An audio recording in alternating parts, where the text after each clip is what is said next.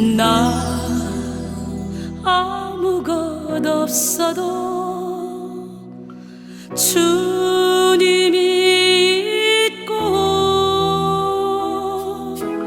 나 아무것 할 수 없으나 주 하시네. 나 무력해도 주는 강하시며, 나 모든 건 모르나 주는 다 아시네. 나 어두울 때 주 빛 되시고, 나 어디 가야 좋을지 모를 때 주 나의 길 되시네. 나 슬픔에 잠기어 낙심될 때 선하신 주의 발 날 붙드셨네.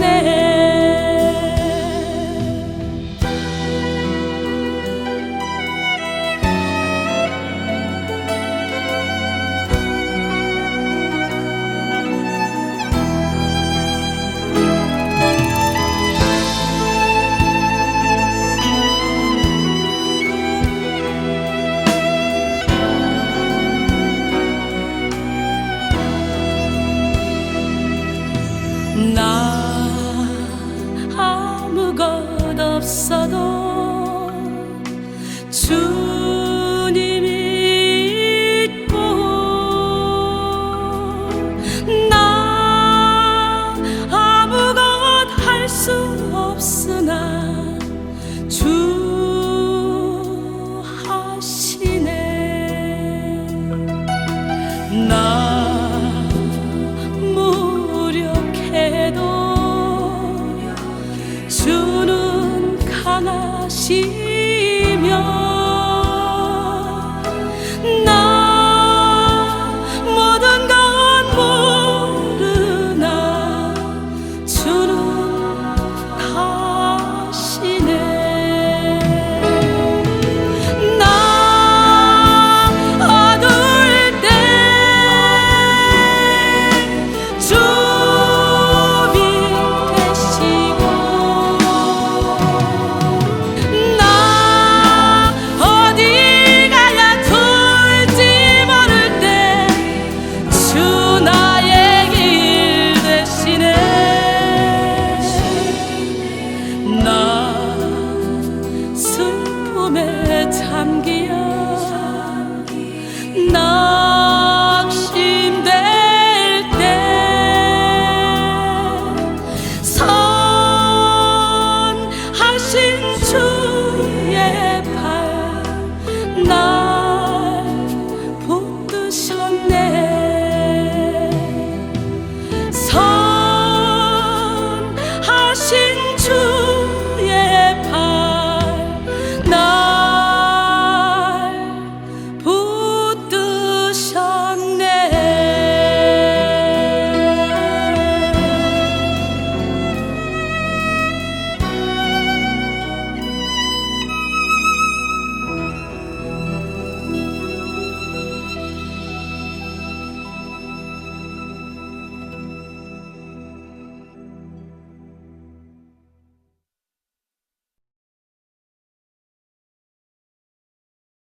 사도행전 5장 1절로 10절 말씀 함께 보겠습니다.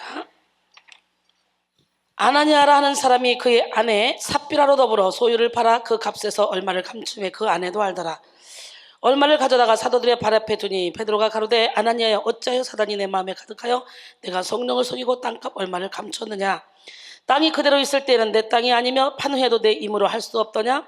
어찌하여 이 일을 내 마음에 두었느냐. 사람에게 거짓말한 것이 아니요 하나님께로다.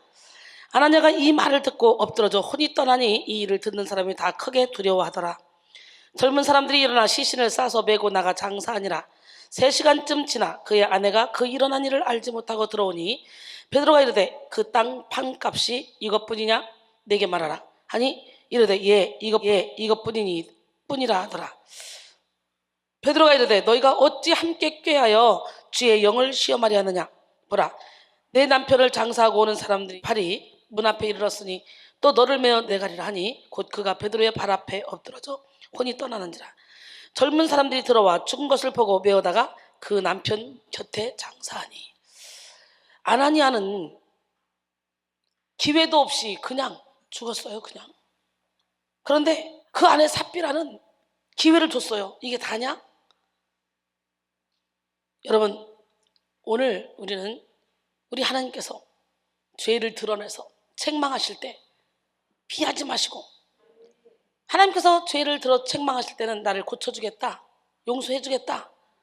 예, 저도요 제자들을 양성하다 보면 잘못된 일이 있을 때 제가 너 왜 그랬어? 말할 때는요 용서해주겠다는 뜻이에요.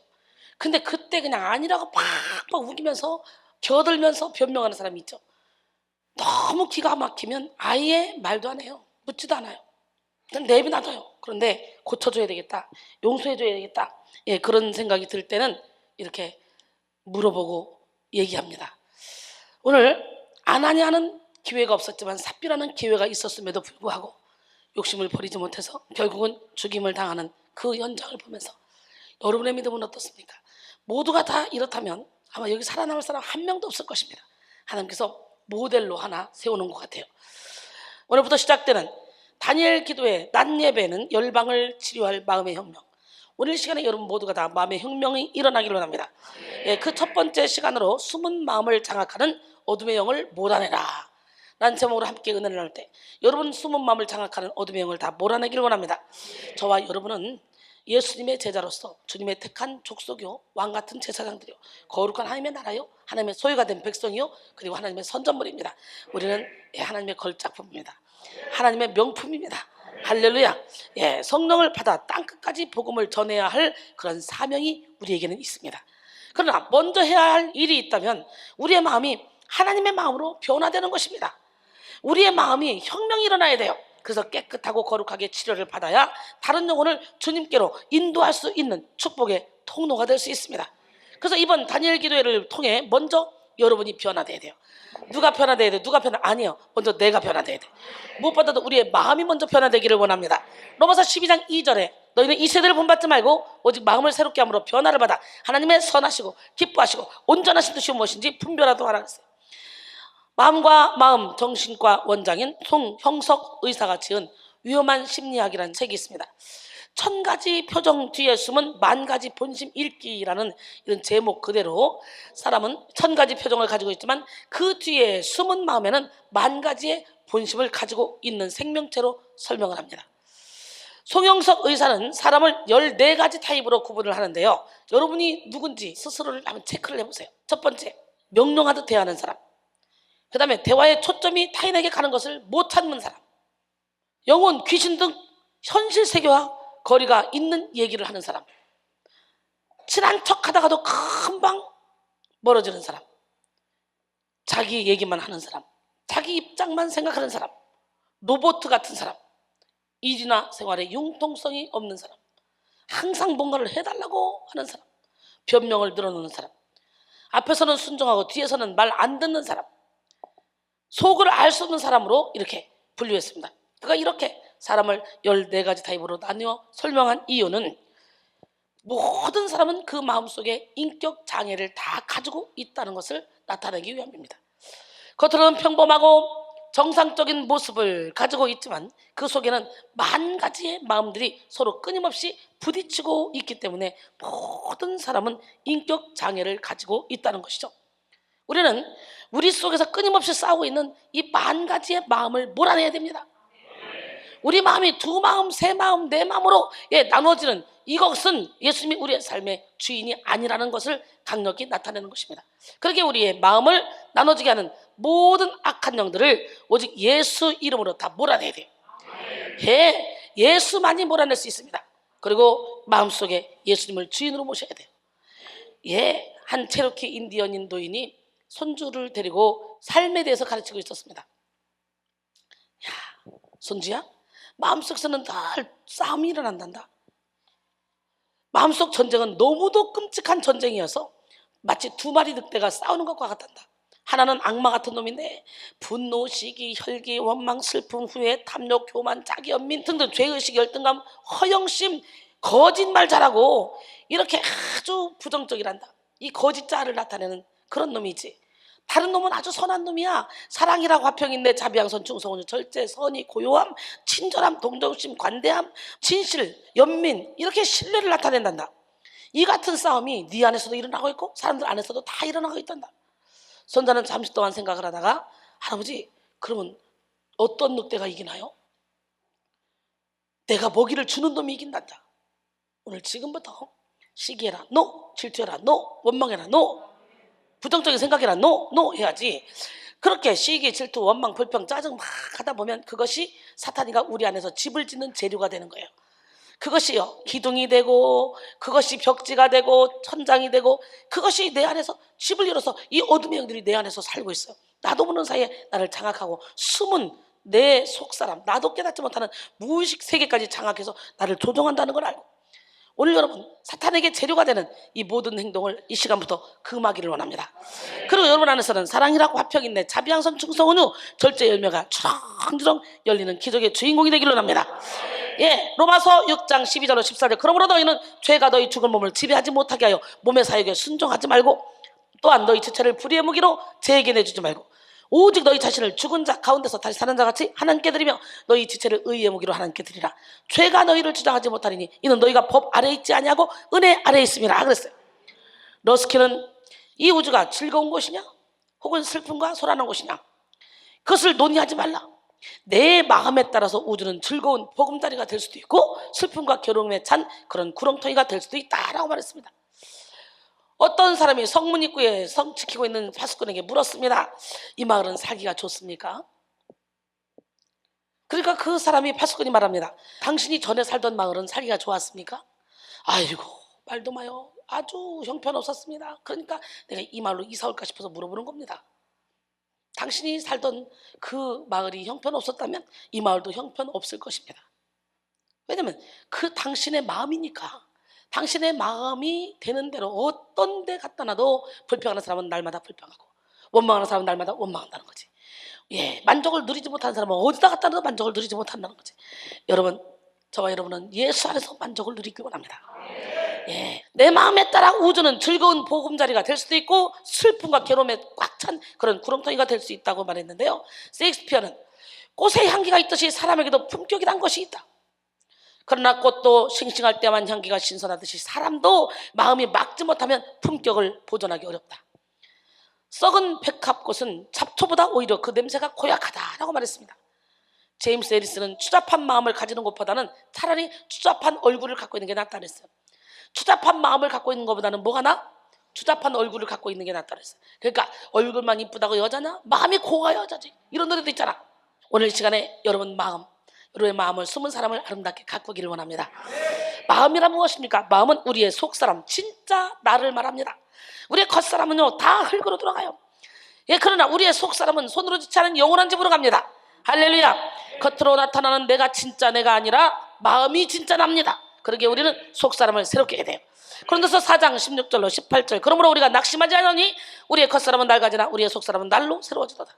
우리가 잠시 받는 환난에 경한 것이 지극히 크고 영원한 영광에 중한 것을 우리에게 이루게 함이니, 우리가 주목하는 것은 보이는 것이 아니요 보이지 않는 것이니 보이는 것은 잠깐이요 보이지 않는 것은 영원합니다. 예, 하나님은 우리의 외모를 보시지 않습니다. 우리의 중심을 보십니다. 우리의 충성과 봉사보다 우리의 마음을 보십니다. 그렇기 때문에 우리는 마음을 먼저 지켜야 돼요. 잠언 4장 23절에 모든 지킬 만한 중에 더욱더 내 마음을 지키라. 생명이 그러니 이에서 남이라. 에레미야 17장 9절에 보니까 심히 부패한 것은 사람의 마음이라는 거예요. 할렐루야. 그렇기 때문에 우리의 마음에는 천국과 지옥이 있다는 거예요. 우리는 지옥을 몰아내고 이 마음을 온전히 천국으로 만드는 것이 영성 혁명이라는 거, 이걸 깨닫고 오늘 이 시간에 우리 안에서 혁명이 일어나야 돼요.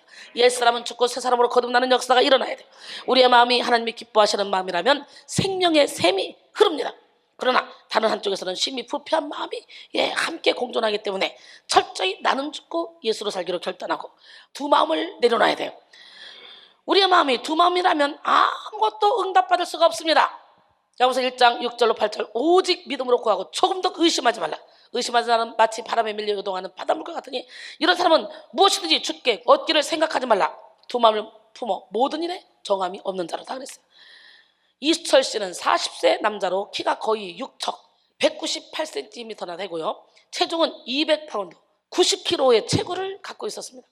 직업은 19년 동안 제지 공장의 기술자로 근무해왔고, 그리고 교회에서는 신실한 집사로, 그리고 집에서는 다정한 남편과 아버지로 살았습니다. 물론 살면서 직장에서 사회에서 흔히 있는 그런 사람들과의 사소한 불화는 있었지만 그는 일반적으로 사람들에게 존경을 받아왔습니다. 이런 그가 어느 날 계획적으로 아내와 자녀를 직장과 학교로 보낸 후에 권총을 들고 직장으로 가서 일하고 있는 동료들을 향해서 명중사격을 가해서 자기에게 반감을 주었던 사람 6명을 죽였습니다. 직장뿐 아니라 온 사회가 놀랐습니다. 경찰과 검찰의 조사 결과 그는 10년 동안 사람들과 가졌던 대소의 이 크고 작은 시비 때문에 반감을 가지고 있었다고 합니다.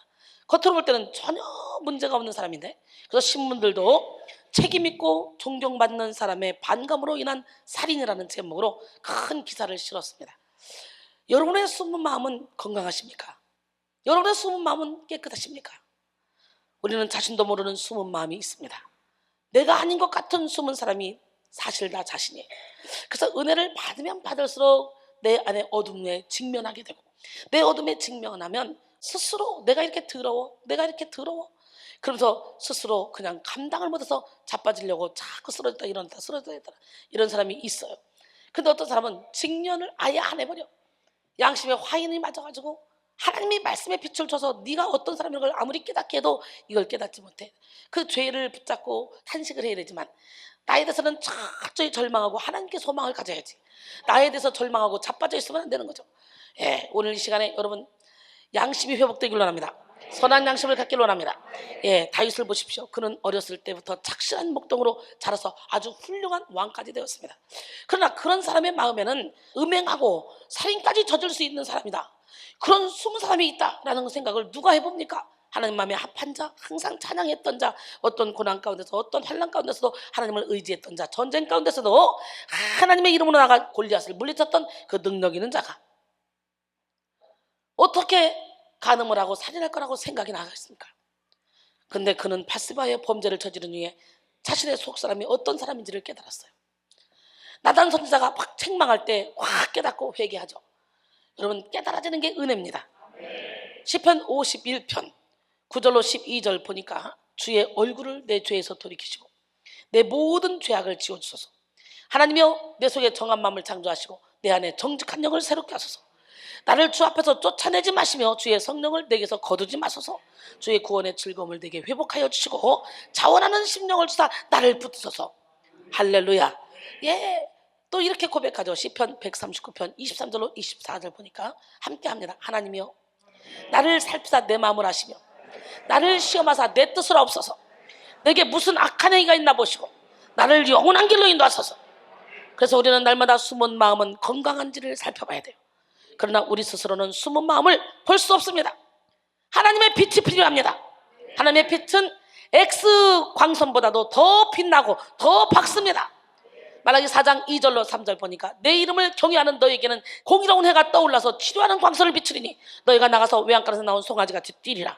또 너희가 악인을 밟을 것이니 그들이 내가 정한 날에 너희 발바닥 밑에 재와 같으리라.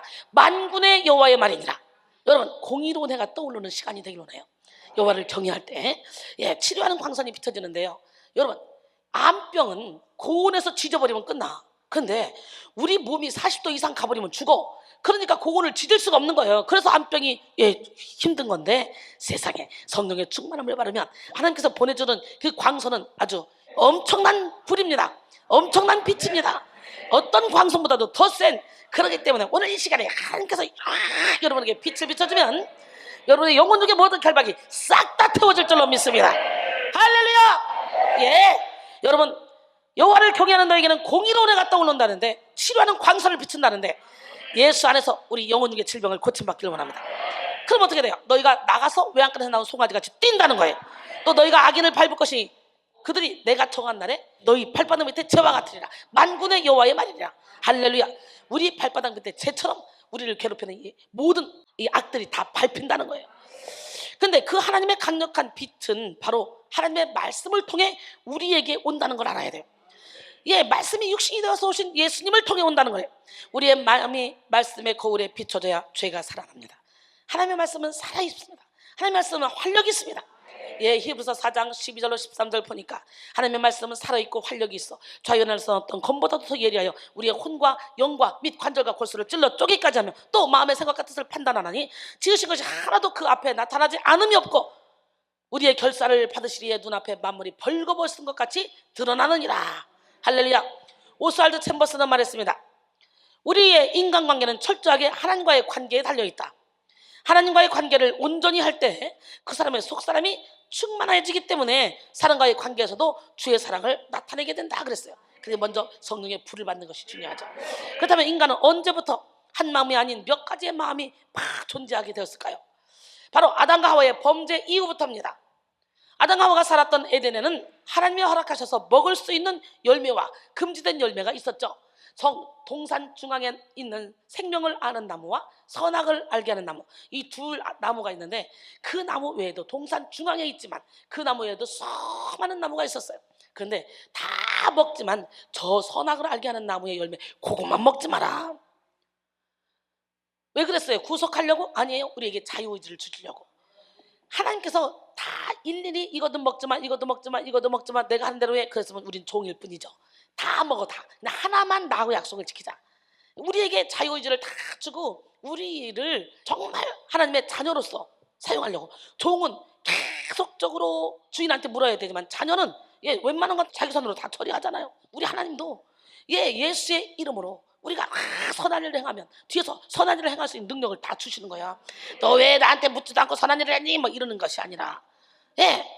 근데 어떤 사람은 하나님이 나빠? 왜 선악과를 만들어가지고 왜 온 인류를 이렇게 파멸에 이르게 하는 거야? 이러는데 그건 나쁜 게 아니에요. 우리에게 주권을 주기 위함이었어요. 근데 그 주권을 잘못 사용했기 때문에 그것이 문제죠. 아담과 하와의 범죄 이후부터인데 아담과 하와가 살았던 에덴에는 이렇게 하나님께서 허락하신 먹을 수 있는 그런 나무들이 참 많았죠. 과실나무들이. 근데 하나 먹지 말라고 그만 그 나무. 처음에는 보지도 않았습니다. 그런데 세상에 뱀이 유혹하니까 유혹을 받는 순간부터 웬일이니? 보암직도 하고 먹음직도 하고 지혜롭게 할 만큼 탐스럽기도 한 거예요. 저거를 먹으면 사탄이가 뱀이 말하는 것처럼 나도 하나님같이 될 것 같은 거예요. 영이는 막 열릴 것 같은 거예요. 여러분, 육신의 정욕, 안목의 정욕, 이생의 자랑으로 이렇게 처음 아담과 하와를 유혹했어요. 그것처럼 예수님도 40일 금식 후에 광야로 끌고 가서 한 것이 뭡니까? 육신의 정욕, 안목의 정욕, 이생의 자랑으로. 그러니 오늘날 이 시대에 있는 저와 여러분, 육신의 정욕, 안목의 정욕, 이생의 자랑만 싹 끊어버리면 사탄은 힘을 못 써. 근데 문제는 육신을 입고 있기 때문에 그걸 안 쫓아갈 수가 없어. 그처럼 죽을 것 같은 거야. 그래서 우리 주님은 말씀하십니다. 먼저 그의 나라와 그의 의를 구해. 그러면 내가 너에게 먹을 거 입을 거 마실 거 다 줄게. 우선순위를 하나님께 두라는 거예요. 할렐루야. 그런데 이들은요, 뱀의 유혹에 넘어가서 금지된 열매를 따먹고 말았습니다.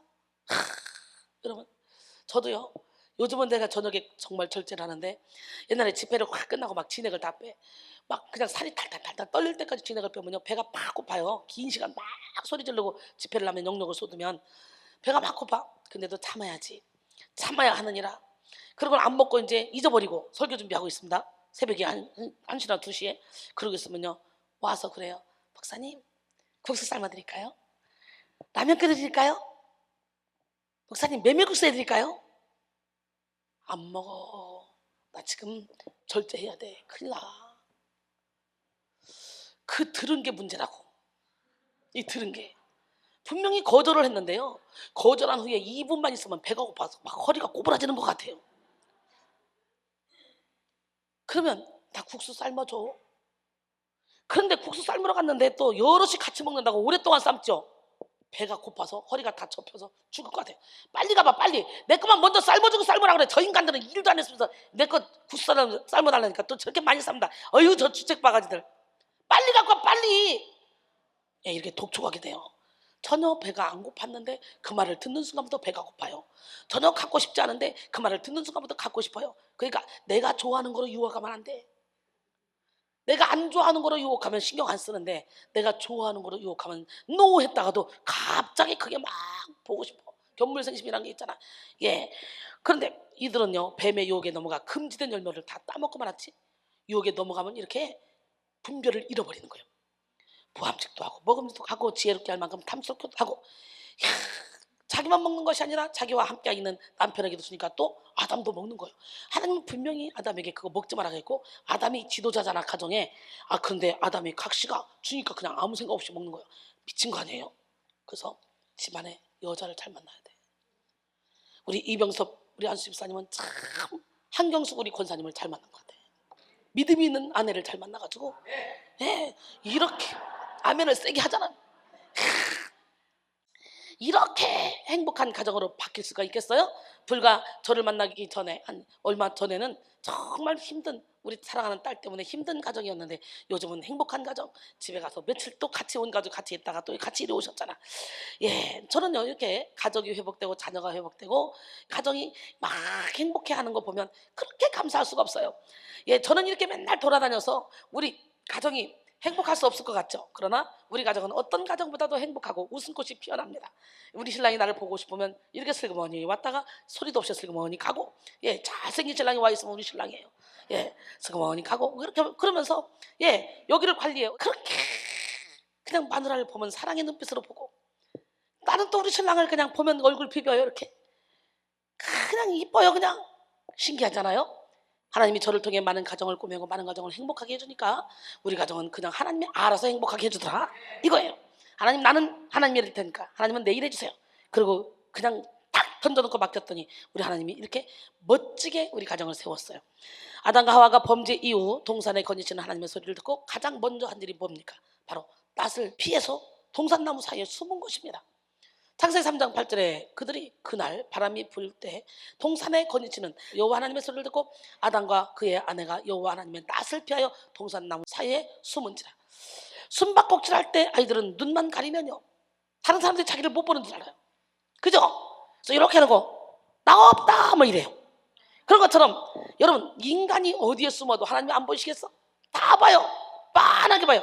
여러분이 무슨 생각을 하는지 하나님이 다 알아요. 그렇기 때문에 하나님의 영으로 충만한 영적인 안내자는 제가 지금 무슨 생각을 하고 있다, 속으로 어떻게 행동하고 있다, 이게 보여요. 그러니 오늘 이 시간에 여러분의 모든 결박을 십자가에 못 박고 살아계신 하나님, 멋쟁이 하나님, 기적의 하나님을 온몸으로 체험하기를 원합니다. 예, 이제 하나님과 인간 사이의 숨바꼭질이 그때부터 시작된 거예요. 아담아, 내가 어디 있느냐? 하나님께서 지금도 똑같이 병섭아, 내가 어디 있느냐? 물질 속에 파묻혀 있느냐? 욕망에 파묻혀 있느냐? 정욕에 파묻혀 있느냐? 예, 하나님이 지금도 물으실 거예요. 오늘 이 시간에 여러분의 이름을 부르면서 한번 물어볼까요? 하나님의 음성으로 시작. 숙진아, 네가 어디 있느냐? 예, 예. 지금도 똑같이 우리에게 물으시며 우리를 적극적으로 찾고 계시는 하나님, 그 하나님은 여러분의 하나님이에요. 예, 창세기 3장 9절로 10절 여호와 하나님이 아담을 부르시며 그에게 이르시되 내가 어디 있느냐? 이르되 내가 동산에서 하나님의 소리를 듣고 내가 벗었으므로 두려워하여 숨었나이다. 우리 하나님은 전지전능하신 분이잖아요. 어디에 숨어 있어도 다 찾아내는 분이에요. 예, 어디 구석에 박혀서도 다 찾아내요. 그래서 내가 열심히 영성 훈련받고 속사람이 새롭게 되면, 내가 빛으로 바뀌면 어디 가서 구석에 파묻혀 있어도 하나님은 끌어다가 불러서, 예, 등경 위에 두고 집안 모든 사람에게 비치게 하시는 분이야. 그러니까 여기서도 여러분 쫙쫙에 깨지고 부서지고 무너져서 하나님의 영으로 가득 채워봐. 그러면 하나님이요, 능력을 줄 때는 쓰려고 주시지 그냥 주지 않거든요. 그런 쓸 수 있는 환경도 열어주신 하나님이야.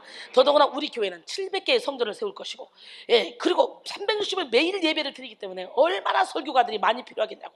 예, 그렇기 때문에 여러분, 여기서는 평신도든 누구든, 저도 평신도부터 부흥사가 됐기 때문에 누구든 할 거 없이 하나님의 능력을 받기만 하면, 언권만 받기만 하면 그냥 세워주는 거예요.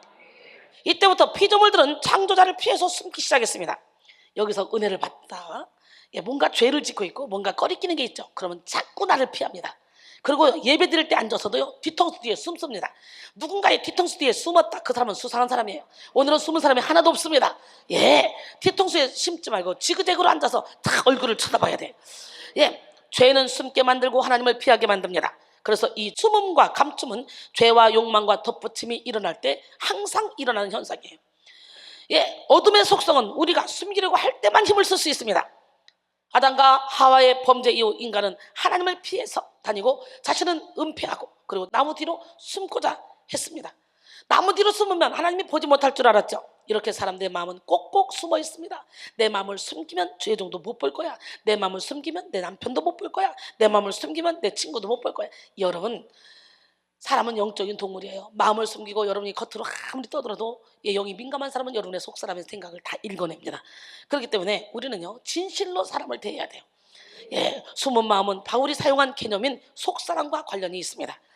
에베소 3장 16절에 보니까 그의 영광의 풍성함을 따라 그의 성령으로 말미암아 너희 속사람을 능력으로 강건하게 하시며, 오늘 여러분의 속사람이 강건해지길 원합니다. 예, 베드로전서 3장 3절로 4절 보니까 너희의 단장은 머리를 꾸미고 금을 타고 아름다운 옷을 입는 외모로 하지 말고 오직 마음에 숨은 사람을 온유하고 안정한 심령에 썩지 아니할 것으로 하라. 이는 하나님 앞에서 값진 것이라 그랬어요. 돌이켜 회개하라의 저자 조셉 얼라인은 자신의 진짜 마음을 숨기고 신앙생활하는 그런 자들에게 이렇게 말했습니다. 많은 사람들은 종교의 외형에 머물면서 겉으로 종교적 의무를 준수하는데 만족한다. 바리새인처럼 형식적인 신앙생활은 사람들을 잘 속이기 때문에 겉으로 드러난 불경한 죄보다 더 확실히 그들을 멸망시킨다. 그러니까 겉으로 드러난 불경한 죄보다 형식적인 신앙생활하는 사람들을 더 멸망시킨다는 거예요. 예, 형식적인 신앙생활에 만족하는 사람들은 말씀을 듣고 금식하고 기도하고 봉사하기 때문에 누가 봐도 이 사람은 믿음이 좋은 사람처럼 보이고 자기가 생각해도 자기는 안전하다고 생각합니다. 그러나 천국에 가보면요, 진짜 와 있을 사람이 없고, 그래서 놀랜대요. 놀래보시다. 아무리 봐도 이모 저모 봐도 열심히 교회에서 살고 기도하고 헌신하고 충성하고 봉사하는데 천국 안 왔네. 두 번째는 도저히 이 사람은 천국에 올 사람이 아니라고 생각했는데 와 있네. 놀래보시다. 세 번째는 왜 놀래? 근데 내가 여기 어떻게 왔지? 진짜. 예, 그렇기 때문에 천국을 가고 안 가고 이것은 우리로 판단할 수 없어요. 여러분이 볼 때 이순이가 멋있어 보이지만 이순이 지옥 갈 수도 있어요. 이순이가 중간에 타락해서 하나님과 관계없는 삶을 살 수도 있어요. 인간이잖아. 육신의 옷을 입고 있는 한 저도 장담할 수 없어요. 100만 원 탄 남자가 와서 그러면서 꼬셔봐. 하나님 한 번만 눈 감아주세요. 죄책감이 생깁니다. 죄책감은 있지만 그래도 좋으니까 한 번 갔는데 만나보니까 달콤하네.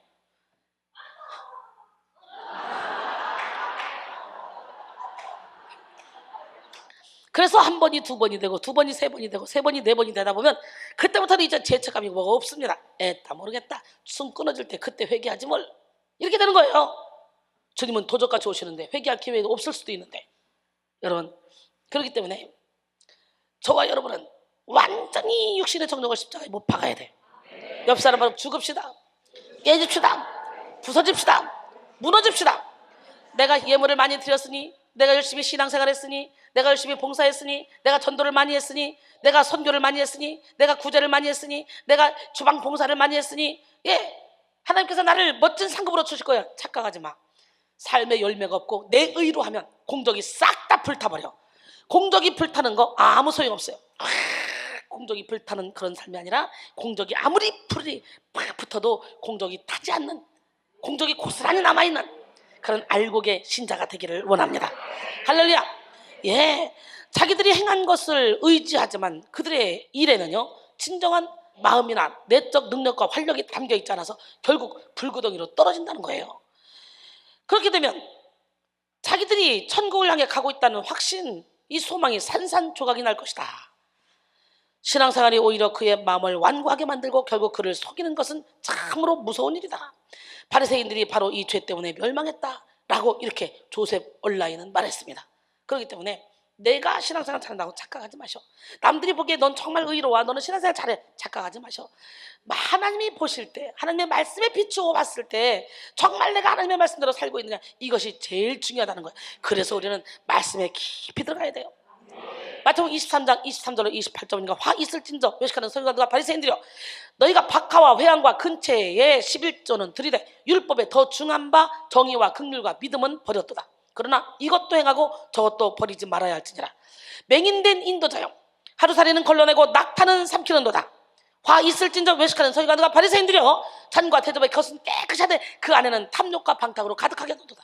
눈먼 바리새인이여 너는 먼저 안을 깨끗하라. 그리하면 겉도 깨끗하리라. 화 있을진저 외식하는 서기관들과 바리새인들이여 회칠한 무덤 같으니 겉으로는 아름답게 보이나 그 안에는 죽은 사람의 뼈와 모든 더러운 것이 가득하도다. 이와 같이 너희도 겉으로는 사람에게 옳게 보이되 안으로는 외식과 불법이 가득하도다. 그래놓고 33절에 보니까 뱀들아 독사의 새끼들아 너희가 어떻게 지옥의 판결을 피하겠느냐. 여러분 오늘 이 시간에 이와 같이 너희도 바리새인처럼 오늘 바리새인 같은 사람들 얼마나 많습니까? 예수 이름으로 오늘 회개하시고 여러분 안에 있는 죽은 사람의 뼈와 모든 더러운 것을 예수 이름으로 몰아내고 그 안에 성부 성자 성령 하나님의 능력이 가득 채워지는 역사가 일어나길 원합니다. 예, 사람들의 마음은 두 가지 아니면 몇 가지 몇백 가지의 마음으로 갈라져 있습니다. 조석으로 다른 것이 아니라 시간마다 분마다 초마다 내 생각이 다르죠. 예, 내 마음 나도 몰라요. 그래서 자신도 자신을 모르는 채 살아갑니다. 이중적인 삶을 살아가게 됩니다. 그러기에 우리는 마음가짐을 찢어야 돼요. 에레미야 4장 4절 유다인과 예루살렘 주민들아 너희는 스스로 할 일을 행하여 너희 마음가짐을 베고 나 여호와께 속하라. 그리하지 않으면 너희 악행으로 말미암아 나의 분노가 불같이 일어나 사르리니 그것을 끌 자가 없으리라 그랬어요. 사람은 이중성의 마음을 갖고 있습니다. 사람에게는 누구나 양면성이 다 있습니다. 사람은 악마도 될 수 있고 천사도 될 수 있습니다. 마리아도 될 수 있고 이세벨도 될 수 있습니다. 그런데 이런 문제는 믿지 않는 그런 사람들만의 문제가 아닙니다. 대부분의 그리스도인이 신앙의 이중성 때문에 고민하죠. 처음 믿을 때는 예수 믿으면 모든 것이 다 변하고 완전한 사람이 되는 것 같아 보입니다. 그러나 예수를 믿으면 믿을수록 배우고 알면 알수록 깊이 들어가면 들어갈수록 그만큼 내가 죄인이라는 걸 깨닫게 되고 하나님 말씀대로 살지 못하는 자신에 대해 영적 모습에 대해서 좌절하게 됩니다. 갈등과 혼란에 빠지게 됩니다. 대부분의 크리스찬들이 이런 신앙의 이중성 때문에 갈등하는데요. 자신의 말과 행동이 같지 못할 때 참으로 혼란스러워합니다. 이런 모습을 감추려다가 보니까 겉모양은 그럴듯하게 치장되지만 속은 그렇지 못한 신앙의 이중성 때문에 고민할 때가 얼마나 많이 있습니까? 성경의 인물들도 이런 숨은 마음과 갈등한 사람들이 참 많이 있는데 그중에 우리가 대표적으로 뽑을 수 있는 사람은 바로 바울이라고 말할 수 있죠. 바울도 끊임없는 신앙의 이중성 때문에 고민하고 갈등했습니다. 그래서 말씀의 빛에 들어가서 죄가 살아나니까 그때부터 내 속 곧 내 육신에 선한 것이 거하지 아니한 줄 아노니 원함은 내게 있으나 선을 행하는 능력은 없다는 거예요. 선을 행하는 것은 없노라. 내가 원하는 바 선을 행하지 아니하고 도리어 원하지 않는 바 악을 행하는도다. 만일 내가 원하지 않는 그것을 하면 이것을 행하는 자는 내가 아니오 내 속에 거하는 죄니라. 죄가 마음대로 움직여요. 요한일서 3장 8절에 보니까 죄를 지는 자는 마귀에게 속한다요. 결국은 죄를 타고 들어간 마귀가 우리 안에서 일을 하는 거죠. 그래서 사도 바울이 고백하죠. 그러므로 내가 한 법을 깨달았노니 곧 선을 행하기 원하는 나에게 악이 함께 있는 것이로다. 오늘날 많은 목사님들이요 뭐라고 가르치냐. 예수 믿는 사람 속에는 귀신 없어. 무슨 예수 믿는 사람을 귀신을 쫓아내. 그건 헷가닥하고 정신병자한테 귀신을 쫓아내는 거지. 예, 그러면서 축기 사역을 부정적인 생각으로 보고 있습니다. 그러나 사도 바울이 예수 안 믿는 사람이야? 말씀의 빛이 세게 들어가서 마음가짐이 찢어지니까 그때부터 자기 속에 죄가 살아나면서 그때부터 자기에게 영적 전쟁이 치러지고 자기 안에 두 가지 법이 있다는 걸 깨닫고 알잖아요. 그래서 사도 바울은 이렇게 고백해요. 그러니까 사람 속에 귀신이 없다 이런 말 하거든. 이리 와봐. 로마서 7장 9절부터 쫙 읽어봐. 그리고 이거를 깊이 생각해봐. 사도 바울도 자기가 원하는 대로 안 살아진대. 죄가 살아날 때는 죄는 요한일서 3장 8절에 보니까 죄를 지는 자는 마귀에게 속한대. 결국은 죄를 타고 들어간 이 마귀가 살아나서 그때부터 영적 전쟁을 치르는데 자기 힘으로는 이길 수 없다고 탄식하잖아 사도 바울이. 그래서 그러므로 내가 한 법을 깨달았느니 곧 선을 행하기 원하는 나에게 악이 함께 있는 것이로다. 내 속사람으로는 하나님의 법을 즐거워하되 내 지체 속에서 한 다른 법이 내 마음을 법과 싸워서 내 지체 속에 있는 죄의 법으로 나를 사로잡는 것을 보는도다. 오라 나는 곤고한 사람이로다. 이 사망의 몸에서 누가 나를 건져내랴. 탄식하죠. 결국은 사도 바울이 두 손 들었잖아요. 자기 힘으로는 안 된다고 알았잖아요.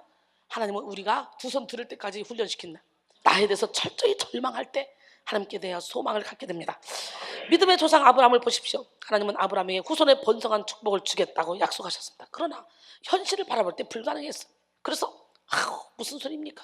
그냥 이 다메섹 사람 엘리에셀이 내 후손이 될 것입니다. 나의 상속자가 될 것입니다. 그러죠. 또 사라의 몸종인 하갈을 통해서 자손을 번성시키려고 했습니다. 그래서 이스마엘을 낳았잖아요. 그뿐 아니라 애굽에 갔을 때 자신의 목숨이 두려워서 아내 사례를 자기 누이라고 거짓말해서 바로 왕이 사례를 데려가 버렸어.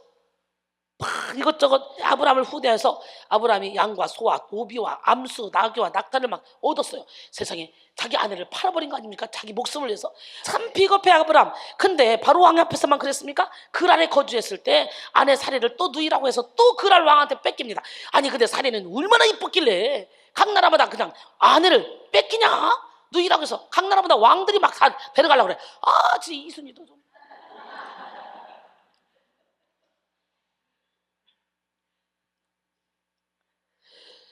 그래가지고 또 뺏겼습니다. 그런데 하나님이 꿈속에 나서 이야!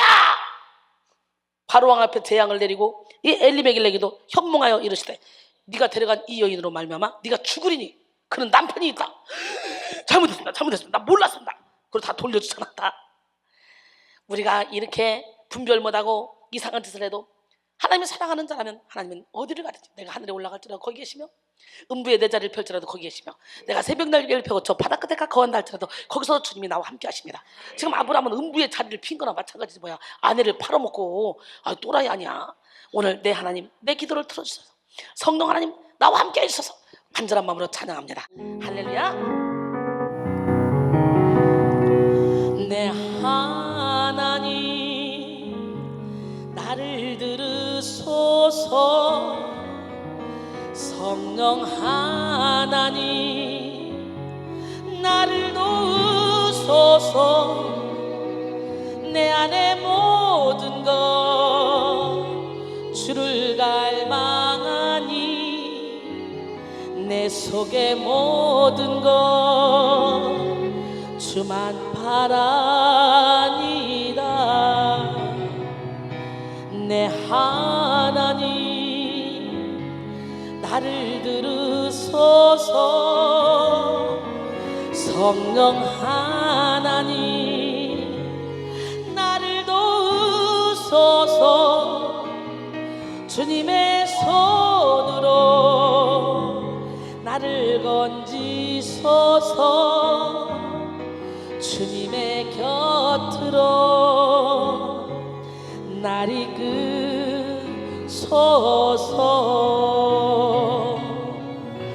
내가 새벽 날개를 치며 저 바다 끝에 거할지라도 내가 하늘에 올라갈지라도 주는 거기 계시며 인도하시네. 내가 새벽 날개를 치며 저 바다 끝에 거할지라도 내가 하늘에 올라갈지라도 주는 거기 계시며 인도하시네. 믿으십니까? 이렇게 아브라함이 진짜 음부에 내려갈 정도로 아내까지 팔아먹고 재산까지 받잖아요. 기가 막힌 거 아닙니까? 거짓말했다가 아내를 뺏어가면 안 돼요, 잘못했습니다, 우리 아내입니다 이러고 아내를 지켜야 되지. 우리의 믿음의 조상이라는 아브라함이 그런 짓을 2번씩이나 연구했어요. 그러니까요, 그 아들 이삭도 그랬네. 또 이삭도 자기 아내를 누이라고 했어요. 그랬더니 그 아들 또 누구예요? 야곱, 믿음의 조상. 아브라함, 이삭, 야곱. 아주 3대째. 야곱은 거짓말쟁이에다가 완전히 사기꾼이잖아요. 사기꾼. 형 장자권 뺏어가, 축복권 뺏어가. 이야, 그러다가 나중에는 이제 쫓겨나서 바다나라만 가서 자기의 외삼촌 밑에서 있었는데 웬일이야, 외삼촌이 또 더 세. 외삼촌이 더 세. 막 라헬을 탈락해서 7년 동안 일했는데 라헬을 안 주고 레아, 안지리는 좀 모자라는 레아를 줬어. 신나게 사랑하고 품고 그러고 자고 아침에 일어나 또 보니까 레아가 여보, 어휴 소름 끼치는 거야. 아니 뭐 어떻게 된 거냐고. 갖다 줬더니 7년 동안 더 일해라. 7년 동안 더 일했어요. 그리고 14년 했죠. 나머지 6년 동안 일하는 품값을 주지를 않습니다. 그 20년째 열받았습니다. 나 갈래요. 그랬더니 라반이 그럽니다. 네가 있어서 하나님이 복을 줘서 우리가 재산이 이렇게 늘었는데 가지 마라. 좀 더 나하고 일하자. 그랬더니 그러면 나하고 합의를 봅시다. 내가 너 품삯을 줄게. 얼마를 줄까? 필요 없습니다. 그런 건 필요 없고 그저 얼룩한 거, 그거는 다 내 거고 아주 그냥 색깔이 딱 단색으로 깨끗한 건 우리 삼촌 겁니다. 어떻게 생각하십니까? 얼룩한 거 나 다 주시고. 그랬더니 아무리 봐도 얼룩한 거 몇 마리 안 되니까 삼촌이 그래 너 가져라. 거기서 또 삼촌을 속인 거예요. 그리고 그냥 시냇가로 가서 그냥 나뭇가지를 가지고 얼룩하게 만들어서 잘생기고 털실하고 좋은 그런 양들은 얼룩한 데 가서 물을 먹게 하는 거예요. 이게 물을 먹는데 이게 막 얼룩 이게 막 보이는 거야. 그걸 찾고 먹다 보니까 몸이 다 얼룩하게 잘. 그리고 이 비리비리한 것들은 그냥 놔둬요. 그냥. 그러니까 비리비리한 것들은 다 삼촌 것이고 잘생기고 털실한 건 다 야구 것이고. 사기꾼은 확실히 거기서 그러니까 삼촌이 사기를 치는 것 같았지만 결국은 또 머리 잔깨를 굴려서 야곱이 또 사기를 쳤어. 이거는 사기꾼 연속이야. 그런데 하나님은 믿음의 조상으로 아브라함 하나님, 이삭이 하나님, 야곱이 하나님 그렇잖아요. 그러니 그가 찔리면 우리 허물 때문이요, 그가 상황 우리의 죄악 때문이라. 그가 징계를 받음으로 우리는 평안을 누리고 그가 채찍에 맞음으로 우리는 나음을 입었도다. 우리는 다 양 같아서 그렇다고요. 각기 제 길로 갔거늘 여기서 우리 모두의 죄악을 그에게 담당시켰대요. 그러니 우리 각기 제 길로 갔다 할지라도 걱정하지 마. 이 시간에 회개하고 주님께 돌아오면 돼. 주님 품에 팍 안겨버려 그냥. 그가 찔림은 우리의 허물을 이함이요, 그가 상함은 우리의 죄악을 이함이라. 그가 징계를 받음으로 우리가 나음을 입었도다. 우리는 다 양 같아서 그릇 행하여 각기 제 길로 갔거늘 각기 제 길로 갔거늘. 여호와께서 우리의 죄악을 그에게 담당시켰도다. 그가 징계를 받음으로 우리가 나음을 입었도다. 우리는 다 양 같아서 그릇 행하여 각기 제 길로 갔거늘 각기 제 길로 갔거늘. 여호와께서 우리의 죄악을 그에게 담당시켰도다. 할렐루야. 여러분, 아브라함이 믿음이 없었습니까? 그가 하나님을 믿었기 때문에 순종하여 갈대아 우리를 떠났던 거 아닙니까? 그는 한편으로는 하나님을 신뢰하고 떠났지만 다른 한편으로는 인간적인 생각과 이 마음이 나타나게 된 것입니다. 여러분의 마음은 이런 두 가지 마음이 함께 있지는 않습니까? 하나님은 이 두 마음을 품은 자를 기뻐하지 않으십니다. 이솝 우화 가운데 박쥐에 관한 교훈이 포함되어 있는데요, 하루는 동물 왕국에 새들과 네 발 가진 짐승들 간의 싸움이 벌어졌습니다. 이들의 싸움은 엎치락 뒤치락 하면서 도무지 승부가 나질 않았어요. 그때 여러 동물들 가운데 박쥐만은 어느 편에도 서지 않았어요. 새들이 이기면 새들 편에 서고 동물들이 이기면 동물 편에 서고 왔다리 갔다리 했습니다. 결국은 무승부로 끝났습니다. 싸움은. 박쥐 어떻게 됐을까? 얼마 후 이 싸움은 승부가 가려지지 않게 끝났는데 다시금 평화가 찾아오자 박쥐는 양편 동물들에게서 다 추방당했습니다. 그 이유는 박쥐가 두 마음을 소유했기 때문에. 그렇다면 인간의 마음에는 왜 이런 일들이 벌어질까요? 인간의 마음에 이런 일들이 벌어지는 이유는 뭐냐? 사탄이 가득하기 때문에. 우리는 죄 중에 태어났고 우리는 마귀의 자녀로 태어났어. 요한복음 8장 44절에 너희는 마귀에게서 났으니 마귀의 욕심도 너희도 행하고자 하느니라. 그는 처음부터 살인한 자요, 진리가 그 속에 없으므로 진리에 서지 못하고 거짓을 말할 때마다 제 것으로 말하니 이는 그가 거짓말쟁이요 거짓의 아비가 되었습니다. 할렐루야. 여러분, 어떤 교회에 있었던 재미있는 이야기입니다. 전 교인이 함께 모여서 식사를 하기 전에 목사님이 감사 기도를 드렸습니다. 그래서 다른 교인들은요 함께 식사를 시작했는데 웬일인가 어떤 장로님이요 식사를 안 합니다. 그리고 조금 전에 목사님이 감사 기도를 했는데 이 장로님이 계속 기도하고 계십니다. 식기도를 또 하는 거예요. 그때 그럽니다. 아니 장로님, 조금 전에 목사님이 그렇게 식사 기도를 하셨는데 왜 식사를 안 드시고 또 기도를 하십니까? 그랬더니 장로님 하는 얘기, 예, 요즘 세상에 남의 기도를 믿을 수가 있어야죠. 그렇게 대답했다 그래요. 아담과 하와의 범죄 이후에 인간의 숨은 마음을 장악한 존재가 있습니다. 바로 사단입니다. 아담과 하와를 유혹했던 이 사단은 공중구슬을 잡고 인간의 마음을 장악하고 있습니다. 오늘 본문에 비극적인 죽음을 맞이했던 아나니아와 이 삽비라가 나오죠. 사실 아나니아와 삽비라 부부는 나름대로 하나님께 헌신된 사람이었어요. 두 사람의 이름들은 정말 아름답습니다. 뜻이 아나니아는 구약의 하나냐와 같은 이름인데요, 그 뜻은 하나님은 은혜로우시다. 할렐루야. 그리고 삽비라는 아름답다라는 뜻을 갖고 있습니다. 사람들이 좋아하는 이 보석인 사파이어가 바로 이 삽비라와 같은 그런 말이에요. 처음에 그들은 자신들의 재산을 팔아서 하나님께 바칠 만큼 헌신된 부부처럼 보였습니다. 그러나 아나니아와 삽비라는 하나님께 재산을 팔아 바치고도 죽임을 당하는 비극의 주인공이 됐죠. 왜 그랬을까? 성령을 속였기 때문에. 토시가 열린 베드로가 봤더니 성령을 속였어요. 사도행전 5장 1절로 2절 보니까 아나니아라 하는 사람이 그 안에 삽비라와 더불어 소유를 팔아 그 값에서 얼마를 감추매 그 아내도 알더라. 얼마를 가져다가 사도들의 발 앞에 두니. 소유를 팔아 해서 소유는 경제적 가치를 지니는 모든 종류의 재산을 가리키기도 하지만 주로 밭이나 토지같이 땅과 관련된 그런 재산을 가리킵니다.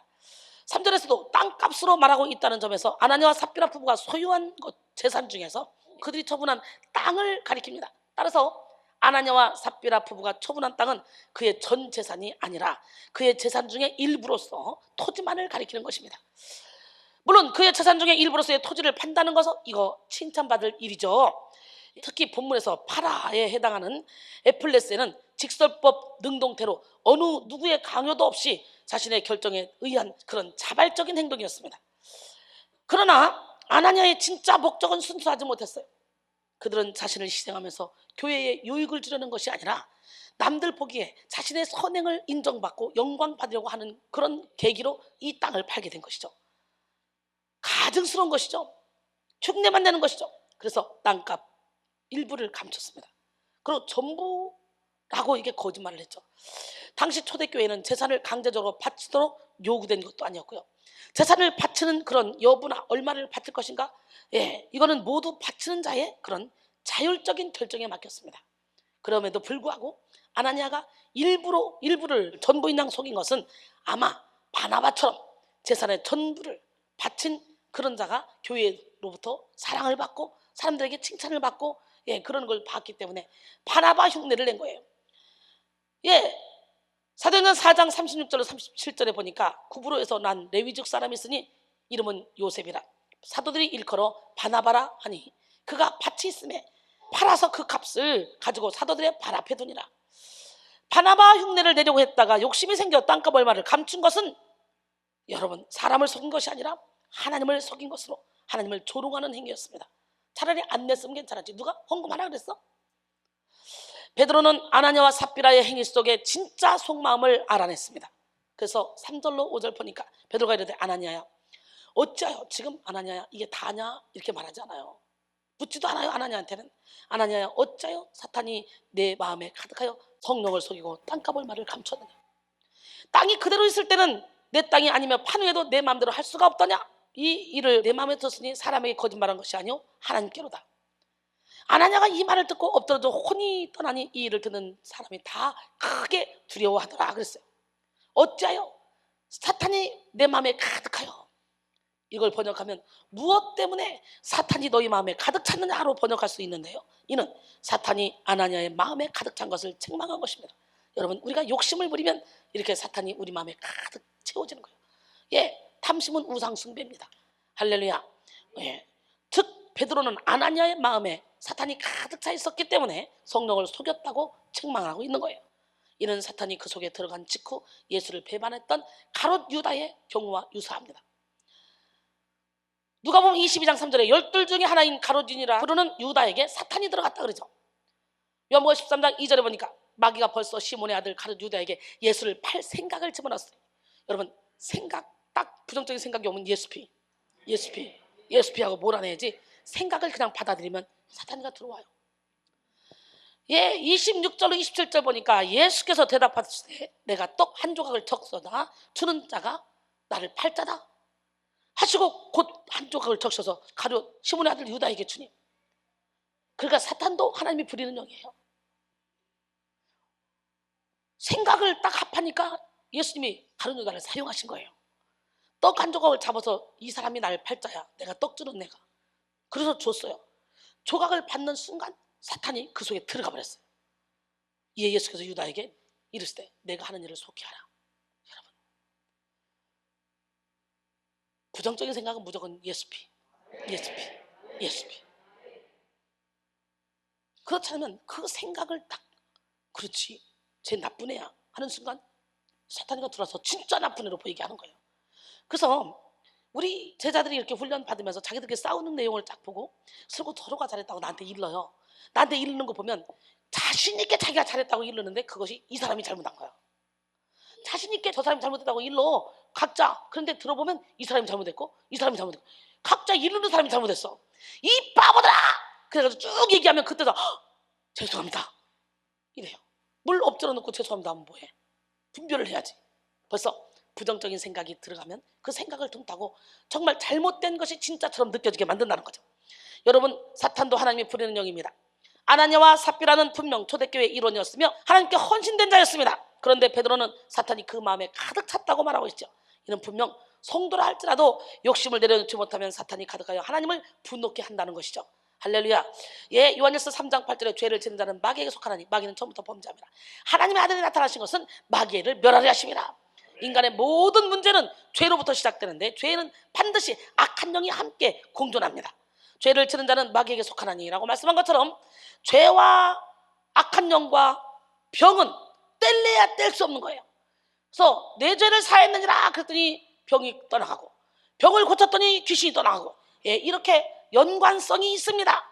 모든 질병이 다 죄로부터 오는 건 아닙니다. 마귀로부터 오는 것도 아닙니다. 그러나 대체적으로 90%는 죄를 타고 들어와서 우리 안에서 질병을 만들어내기 때문에 이 죄의 문제를 해결하고 나면 우리의 영혼 중에 많은 질병들이 고쳐집니다. 하나님께서 영광 받기 위한 그런 병도 있지만 대체적으로는 죄를 타고 들어온 병이 많다는 거예요. 여러분, 물론 예수를 온전히 믿어봐, 100% 예수를 믿어봐, 그러면요 악한 영은 그 속에 있을 수 없습니다. 그런데 문제는 많은 성도들이 예수를 믿는다면서도 여전히 옛 습관을 버리지 못하고 육신의 정욕, 안목의 정욕, 이생의 자랑을 따라 살고 있습니다. 예수를 믿으면 항상 기뻐하고 쉬지 말고 기도하며 범사에 감사라고 말씀했는데 그렇게 살아야 되는데 예수 믿은 지 몇십 년이 지나도 기쁨은커녕 그저 염려, 걱정, 근심만 쌓여가고 내 주변을 돌아보면 불안하고 초조한 생각이 머리를 뒤흔들고 기뻐할 조건을 찾기가 힘듭니다. 이것이 문제예요. 여러분, 우리의 시민권은 하늘에 있습니다. 그러기에 우리는 이 세상에 어떤 일이 벌어져도 우리는 항상 기뻐하며 살아야 돼요. 에베소 4장 22절로 24절 너희는 유혹의 욕심을 따라 썩어져가는 구습을 따른 옛사람을 벗어버리고 오직 너희 심령이 새롭게 되어 하나님을 따라 의와 진리의 거룩함으로 지으심 받은 새 사람을 입어라. 할렐루야. 이사야 55장 6절로 9절 보니까 너는 여호와를 만날 만할 때 찾으라.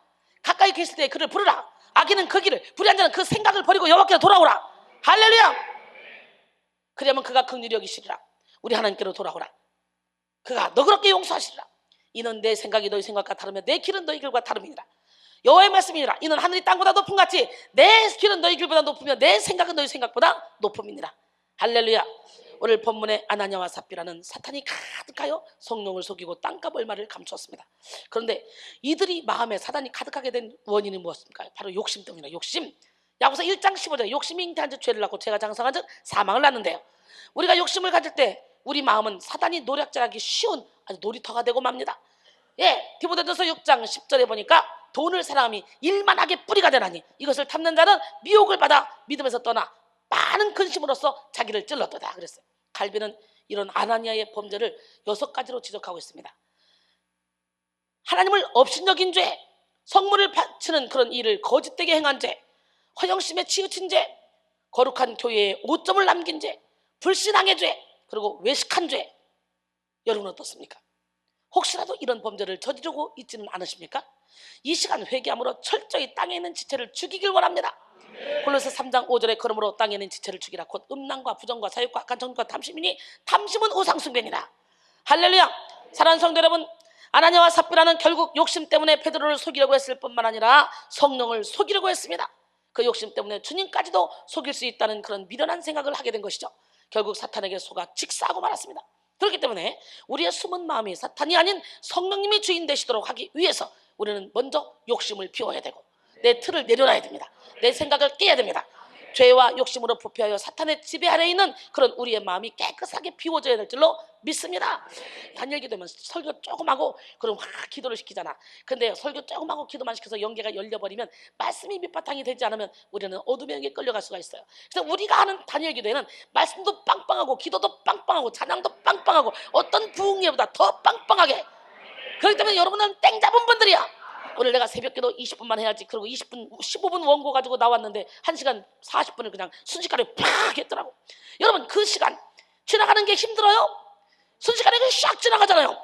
너무 신기하잖아. 잠 포기하라 그랬죠? 이번엔 잠 포기해. 몇 시간 자야 돼. 몇 시간 자야 돼. 이 생각의 틀 다 깨버려. 그리고 1시간만 자도 막 하나님이 막 힘을 주는 걸 느껴봐. 열을 악망한 중에 주는 이 힘, 세입.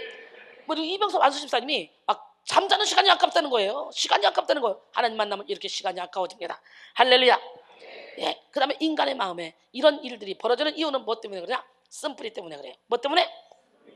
혹시 여러분 가운데 자라면서 아무런 상처도 없이 자란 분들이 계십니까? 아마 작든 크든 자라면서 갖는 상처들은 누구나 다 있을 것입니다. 한 번 이상은 넘어지기도 하고 다쳐서 피를 흘려본 적도 있을 것입니다. 하지만 이런 신체적인 상처보다 우리에게 더 깊은 상처들이 있습니다. 숨은 상처죠. 마음의 상처죠. 숨은 상처는 법이 되어 평생 우리를 힘들게 합니다. 그런데 이 숨은 상처는요, 바로 쓴뿌리와 연관되어 있다는 거예요. 쓴뿌리. 쓴뿌리는 상처 입은 마음이라고 할 수 있는데 우리 속에 쓴뿌리를 내버려 두면요, 나뿐만 아니라 많은 사람을 괴롭게 하고 더럽게 합니다. 그래서 교회 안에서 쓴뿌리 난 사람 하나만 있으면 그 사람이 믿고 다지 노릇해서 교회가 엉망진창이 되죠. 히브리서 12장 14절로 16절 모든 사람과 더불어 화평하고 거룩함을 따르라. 이것이 없이는 아무도 주를 보지 못하리라. 너희는 하나님의 은혜에 이르지 못하는 자가 없도록 하고 또 쓴뿌리가 나서 괴롭게 하여 많은 사람이 이로 말미암아 더럽게 되지 않게 하며 음행하는 자와 혹 한 그릇 음식을 위하여 장자의 명분을 판 에서와 같이 망령된 자가 없도록 하라 그랬어요. 할렐루야. 예, 쓴뿌리는 바로 작은 불씨와도 같지만 큰 불을 일으키는 무서운 존재입니다. 쓴뿌리는 독이 있는 뿌리라는 뜻으로 다른 식물의 성장을 가로막는 잡초뿌리입니다. 그래서 쓴뿌리는 많은 사람에게 해를 입히죠. 그런데도 자기는 해를 입힌 줄 모르고 산다는 거예요. 참으로 안타깝죠. 여러분, 오늘 여러분의 모든 쓴뿌리를 제거해야 하나님을 사랑하고 이웃을 사랑하는데 지장이 없습니다. 우리들 대부분 우리 안에 성숙한 관계를 방해하는 장애물들을 다 갖고 있습니다. 정신분석에서는 그 장애물을 유년기의 상처 혹은 심리적 갈등, 마음속의 어린아이라고 이렇게 말하며 내적 치유를 하는 사람들은 쓴뿌리라고도 합니다. 이 상처는 마음속 깊은 곳에 자리를 잡아서 쓴뿌리가 되어서 그 사람의 성품과 내면에 악영향을 끼치게 됩니다. 이와 같은 쓴뿌리는 대부분 상처를 통해, 뭘 통해? 환경을 통해, 죄를 통해, 또 조상 대대로 대체적으로요, 가정에서부터 시작이 돼요. 가정에서 거의 다가 형성이 돼요. 우리는 밖에 나가서 배우라 그러는데 아니에요. 가정교육이 가장 중요합니다. 가정교육. 사람들은 누구나 지난 과거의 일 때문에 크고 작은 상처를 갖고 있는데 그로 인해 자신도 모르는 무의식 가운데 쓴뿌리가 자리를 잡고 있습니다. 특히 어렸을 때 부모로부터 들은 나쁜 말로 학대를 받고 자란 사람들이 참 많아요. 옛날에 어렸을 때 왜 이렇게 무식했는지 할머니들이. 옛날에 엄마 아빠 참 무식했습니다. 그 사랑하는 자식한테 벼락 맞아 죽을 놈, 빌어먹을 놈, 빨리빨리 얘기해요. 썩을 놈, 썩으면 어떻게 되는 거예요? 오살 맞을 놈, 빨리빨리 얘기해요. 미친년, 미친놈, 이거 참 많이 했잖아요. 많이 들었어요. 근데 얼마나 어렸을 때 많은 욕을 했어요.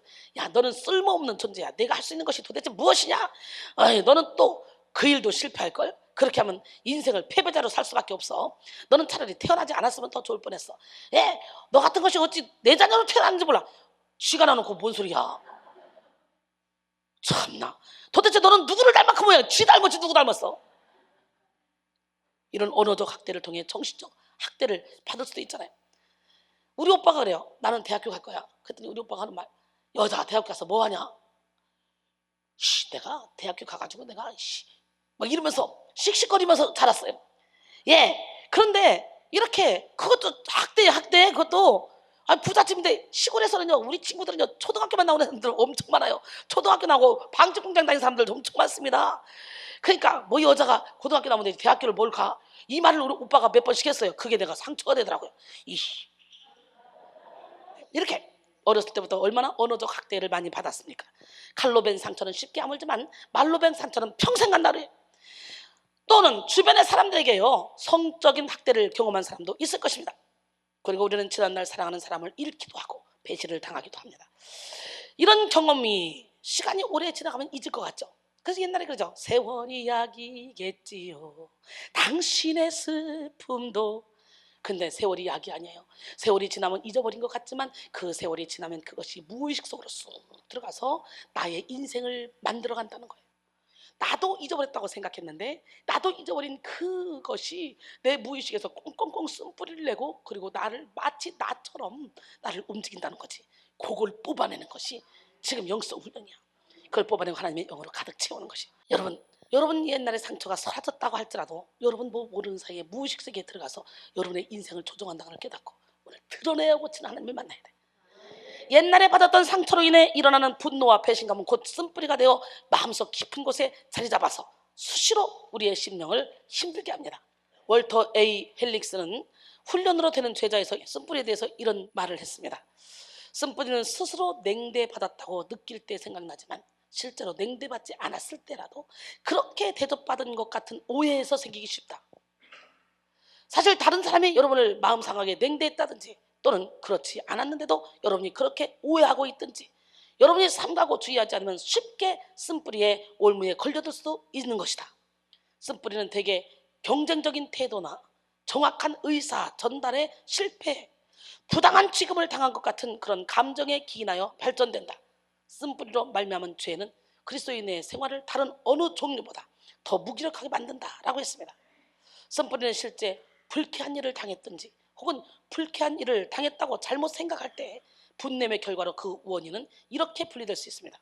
인격의 손상을 받을 때, 잘못된 비난을 받을 때, 부당하게 해고를 당할 때, 조롱이나 무시를 당할 때, 성적 피해를 받을 때, 금전적 손해를 받을 때, 사랑하는 사람, 이 배우자, 자녀에게 배신을 당할 때, 학교 점수를 부당하게 낮게 받았을 때, 하고 싶은 일을 하지 못할 때, 환경상 꿈을 이루지 못할 때, 이렇게 분류해 보는데요. 심령 상태에 따라서 스스로 상처를 받았다, 냉대를 받았다, 스스로 미움을 받았다, 원장님은 나만 미워한다, 스스로 그러고 쓴뿌리를 내는 사람들 참 많습니다. 그게 너지 시작.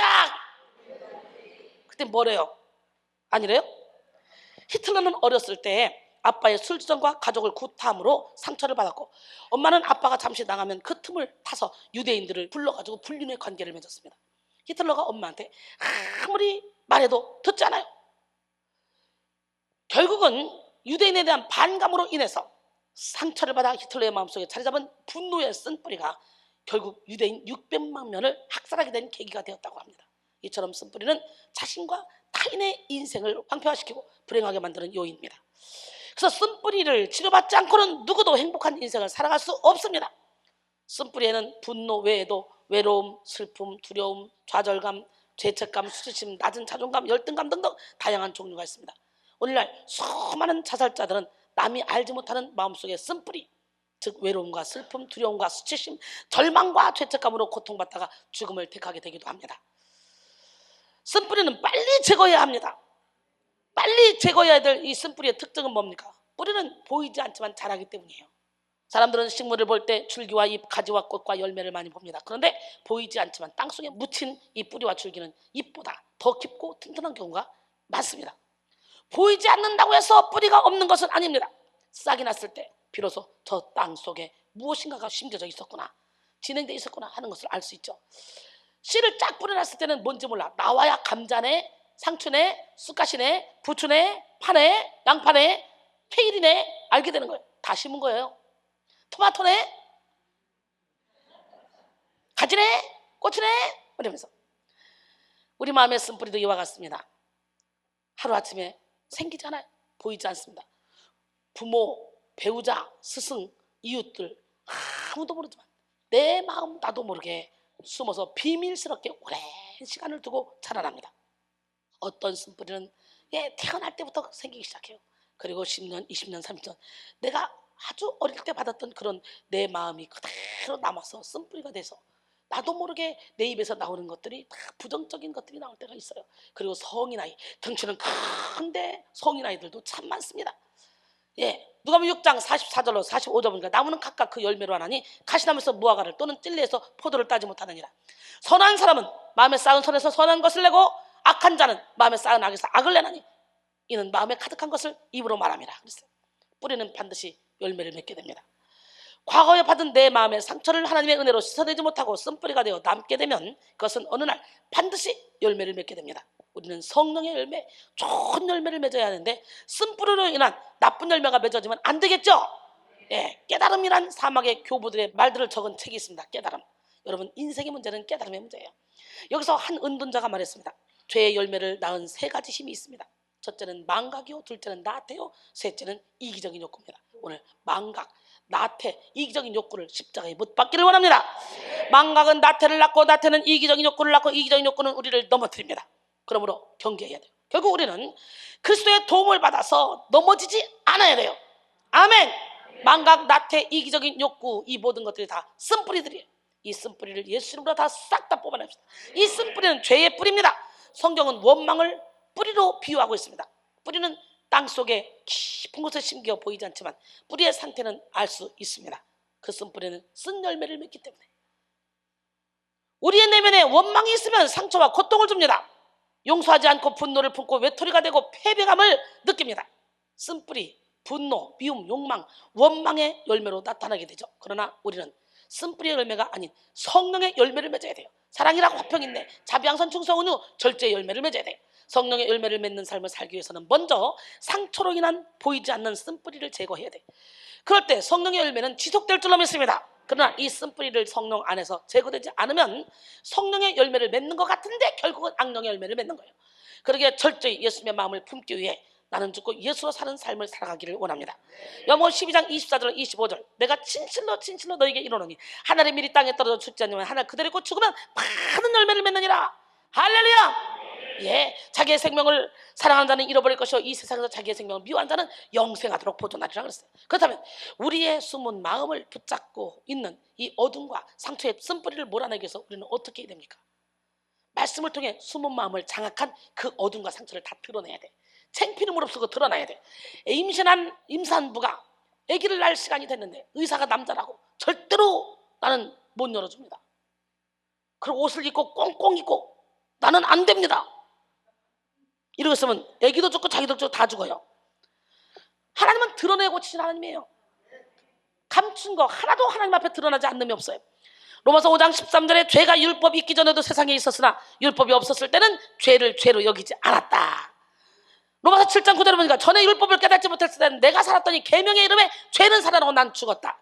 말씀이 깨달아지면 죄가 살아나게 되었어요. 아무리 캄캄한 밤이라도 빛이 있으면 모든 것이 다 밝게 드러납니다. 빛을 이길 어둠은 없습니다.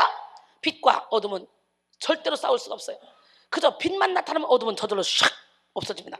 아무리 악한 영이 우리를 감싸고 있다 할지라도 우리 안에 예수님의 빛이 비추어지면 악한 영은 한 길로 왔다 7길로 떠나갑니다. 할렐루야. 신명기 28장 7절에 보니까 여호와께서 너를 대적하기 위해 일어난 적군들을 내 앞에서 패하게 하시리라. 그들이 한 길로 나를 치러 들어왔으나 내 앞에서 7길로 도망하리라. 아멘. 요한일서 5장 18절에 보니까 하나님께로부터 난 자는 다 범죄하지 아니하는 줄 우리가 아노라. 하나님께로부터 나신 자가 그를 지키심에 악한 자가 그를 만지지도 못하느니라. 여러분, 악한 자가 만지지도 못하게 해서 하나님의 품에 안겨 있어야 돼요. 이렇게 숨은 마음에 예수 그리스도의 빛이 비춰지면 모든 것이 훤히 다 드러납니다. 장윤영 씨의 하나님의 빛이라는 시가 있습니다.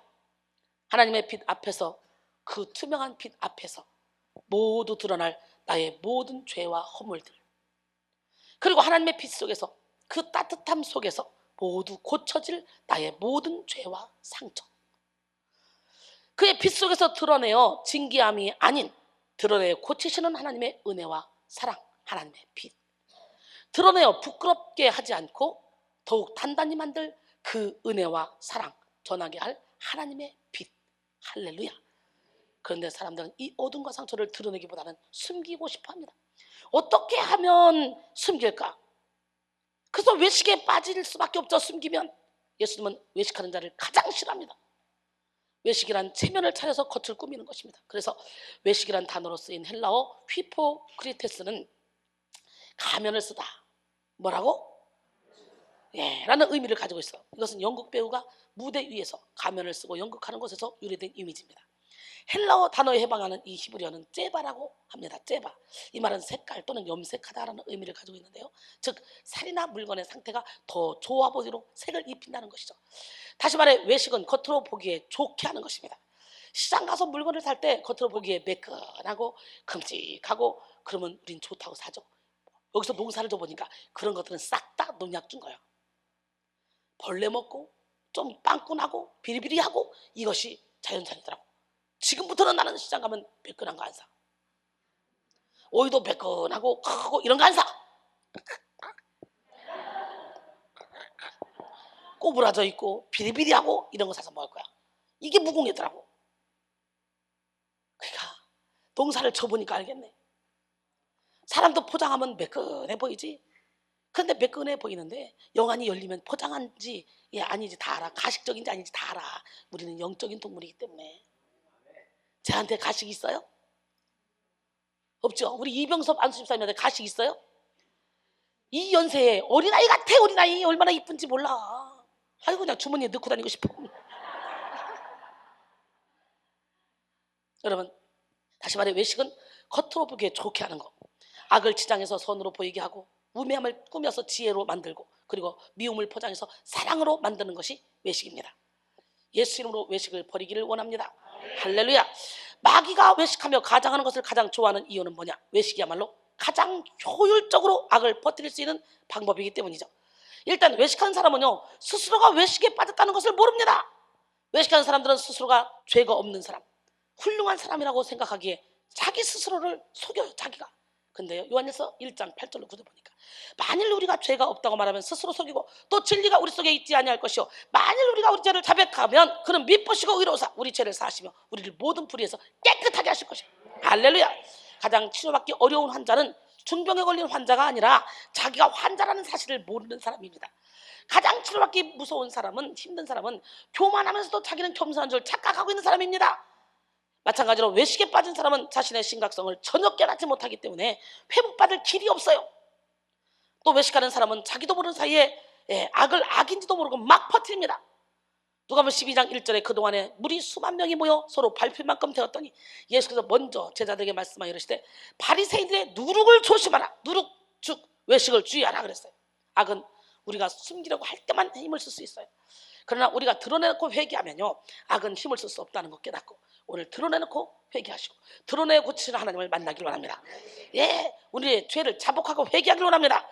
잠언 28장 13절에 자기의 죄를 숨기는 자는 형통하지 못하나 죄를 자복하고 버리는 자는 불쌍히 여김을 받으리라. 시편 32편 3절로 5절 보니까 내가 입을 열지 않을 때 종일 신음함으로 내 뼈가 소였도다. 주의 손이 쥐하로 나를 누르시오니 내 진에게 빠져 여름 가뭄에 마른같이 되었나이다. 내가 이르기를 내 허물을 여호와께 자복하리라 하고 주께 내 죄를 아뢰고 내 죄악을 숨기지 아니하였더니 곧 주께서 내 죄악을 사하셨나이다. 할렐루야. 오늘 그런 밤이 되기를 원합니다. 오늘 그런 시간이 되기를 원합니다. 우리 하나님 멋쟁이 하나님 살아계십니다. 그러므로 회개하고 여러분이 숨기고 싶은 과거, 상처, 쓴뿌리가 다 드러나서 나가야 돼요. 죄는 우리가 숨기면 숨길수록 더욱더 커져버린다는 걸 다시 한번 깨달아야 돼요. 여러분 숨겨둔 것이 무엇입니까? 우리가 은혜와 사랑 안에서 죄를 드러낼 때 사탄은 힘을 쓰지 못합니다. 그 다음에 만일 우리의 복음이 가리었으면요 망하는 자들에게 가리운 것이라 그러죠. 여러분 책망을 받는 모든 것은 빛으로 말미암아 드러나니 드러난 것마다 다 빛이라 그랬어요. 복음이 가려졌으면 망하는 자들에게 가려졌대. 오늘 복음의 빛이 여러분에게 들어가야 돼. 그래서 여러분의 죄가 다 살아나야 돼. 여러분이 직면해야 돼요. 피하지 말아야 돼요. 내가 이게 더러운 애구나. 내가 이렇게 싸가지가 없는 애구나. 내가 이기적이구나. 내가 도둑질했구나. 살인했구나. 내가 간음했구나. 여러분 직면해야 돼. 에베소 5장 13절에 그러나 책망을 받는 모든 것은 빛으로 말미암아 드러나니 드러난 것마다 빛이니라. 바울은 빛의 사명을 감당하기 위해서 숨은 부끄러운 일을 버렸다고 말합니다. 숨은 부끄러운 일이란 은밀히 지은 부도덕하고 부끄러운 죄입니다. 버렸다는 말은 한 번 버림으로 영원히 버린 것을 의미하는데요. 예, 그렇습니다. 바울은 과거 숨은 부끄러운 일들과 결별하고 거룩한 성결한 삶을 통해서 그리스도의 빛을 나타내고자 했던 것입니다. 그래서 여러분 고린도서 4장 2절 보니까 이에 숨은 부끄러움의 일을 버리고 속임으로 행하지 아니하며 하나님의 말씀을 혼잡하게 하지 아니하고 오직 진리를 나타내므로 하나님 앞에서 각 사람의 양심에 대하여 스스로 추천하노라 그랬어요. 오늘 다 드러냅시다. 그리고 이전 것은 지나갔으니 보라 새 것이 되었다. 할렐루야. 새 사람으로 살아갑시다. 그래서 바울은 하나님 앞에서와 사람들 앞에서 한 점 부끄러움이 없는 삶을 살았기 때문에 당당하게 이렇게 말씀을 전파했습니다. 고린도전서 11장 1절에 내가 그리스도를 분반자가 된 것 같이 너희는 나를 분반자가 되라. 사도행전 20장 24절에 보니까 내가 달려갈 길과 주 예수께서 받은 사명 곧 하나님의 은혜의 복음을 증언하는 일을 마치려 하면은 나의 생명조차 조금 더 귀한 것으로 여기지 아니하노라. 그래놓고 디모데 후서 4장 6절로 8절까지 보니까 전제와 같이 내가 벌써 부어지고 나의 떠날 시각이 가까웠도다. 나는 선한 싸움을 싸우고 나의 달려갈 길을 마치고 믿음을 지켰으니 멋있는 고백이죠. 이런 고백을 할 수 있는 사람이 과연 얼마나 될까? 지금 내가 만약에 죽으라 하면 난 그 고백을 할 수 있어요. 지금 현재 스코어. 지금은 24시간 하나님께 붙들림 됐기 때문에 제자들이 많이 커서 내가 나태해지면 또 어떻게 될지 몰라요. 바세바처럼 또 다윗처럼 나태해지니까 하루 종일 찻바에 자다가 저녁 때 일어나서 가다가 근데 그때는 그래봤자 늙어가지고 누가 오지도 않아. 그러니까 걱정할 거 없긴 없어. 그러나 마음으로 범죄하는 것도 죄잖아. 육은 늙지만 마음은 청춘이잖아. 항상 마음으로 짓는 죄까지도 죄라 그랬으니까. 야 멋있죠. 나는 선한 싸움을 싸우고 나의 달려갈 길을 마치고 나는 믿음을 지켰으니 이제 후로는 나를 위하여 의의 멸류관이 예비되었으므로 주 곧 의로우신 재판장이 그 나라에 내게 주실 것이며 내게만 아니라 주의 나타나심을 사모하는 모든 자에게도니라. 할렐루야. 여러분은 혹시 삶 속에서 밝혀지면 안 되는 숨기고 싶은 그런 생각들이 존재하고 있지 않습니까? 오늘 주님께 드러내세요. 사람에게는 드러내지 않아도 돼. 그래서 방언이 필요한 거야. 하나님과 나의 비밀을 말하기 때문에. 예, 하나님 앞에 다 내려놓으세요. 하나님 나 간음했어요. 하나님 나 사기쳤어요. 이걸 말로 했다. 그럼 옆 사람이 듣고 쟤 간음했대. 쟤 사기쳤대. 막 이러고 이상하게 보니까 방언으로 비밀로. 아멘. 예. 그래서 회개함으로 여러분 진리 안에 자유가운데 거하기를 원합니다. 하나님을 속이고 다른 사람들을 속이고 싶은 마음이 여러분에게 아직도 있지는 않습니까? 밝혀지면 안 되는 숨기고 싶은 생각이 존재한다면 우리는 하나님과 하나가 될 수 없습니다. 주님과의 친밀함을 이룰 수 없어요. 그래서 여기서는 가시옷을 벗기는 일을 시키잖아요. 그러니까 가시옷을 벗으면 벗어도 이제 너도 벗고 나도 벗고 너도 벗고 나도 벗고 다 벗으니까 우리는요, 예, 고난이 클수록 영광도 크다 그랬잖아. 약한 것을 자랑하는 교회야. 그러니까 어떤 환자가 와도 부끄러워할 필요가 없어요. 예, 어떤 환자가 와도 다 변화된 그것을 간증하고 고난이 컸으면 컸을수록 더 큰 영적인 안내자를 하나님이 세우셔.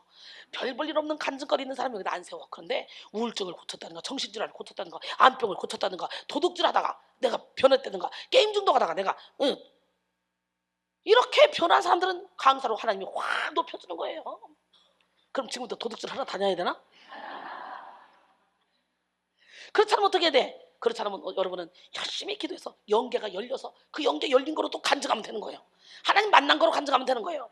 그러니까 이래도 감사 저래도 감사 저래도 감사 이래도 간증 저래도 간증 저래도 간증. 예, 그 간증거리를 많이 만들어야 돼요. 할렐루야. 여러분 밝혀지면 안 되는 숨기고 싶은 생각이 존재한다면 하나님과 하나가 될 수 없어요. 주님과의 친밀함을 이룰 수 없어요. 우리는 겉과 속이 같은 사람이 돼야 돼. 우리가 숨기지 않고 주님께 드러내면 주님은 우리 안에 참된 자유를 허락하십니다.